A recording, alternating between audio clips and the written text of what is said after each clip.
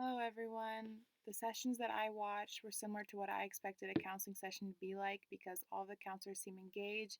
They demonstrated active listening skills. They asked leading questions so that the clients could explore their answers, and the counselors would check their understanding after the client would finish speaking.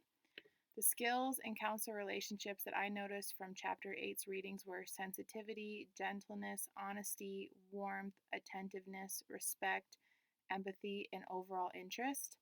I thought all the counselors did a really good job of checking their understanding after the client would finish speaking. I thought they all used attentive silence and paid attention to the clients when they were speaking. And I thought the counselors did a really good job of remaining neutral. None of the clients said anything that resulted in an emotional response from any of the counselors. I did think all three counselors had a lot of similarities, but there were a couple differences as well. Some of the similarities that I noticed were that, again, they all remained neutral, they checked their understanding, they paid attention, they asked leading questions, they maintained eye contact, and they were all accepting and credible. Some of the differences I noticed, though, were that the counselors in the brainstorm and homesick session tended to lean forward and have an answer for everything that the client said. For example, a client would finish speaking and the counselors would reframe the client's thoughts into their own words and kind of suggest how the client was feeling instead of asking. However, the dancing and helping instructor, he sat back in a relaxed position and showed more sensitivity and warmth than the other two counselors. He was soft spoken, he used attentive silence and would nod a few times or say okay, but not as much as the female counselor, who I felt did it every time the client spoke. But the dancing helping instructor did do it more than the brainstorm counselor, who very rarely acknowledged his client.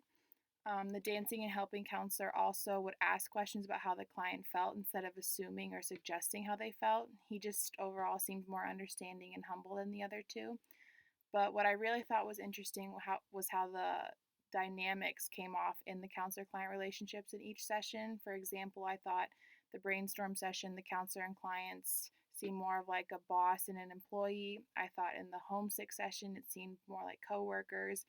And then in the dancing helping session, I thought it seemed more like not friends or equals, but people on a similar level, and where one was the helper.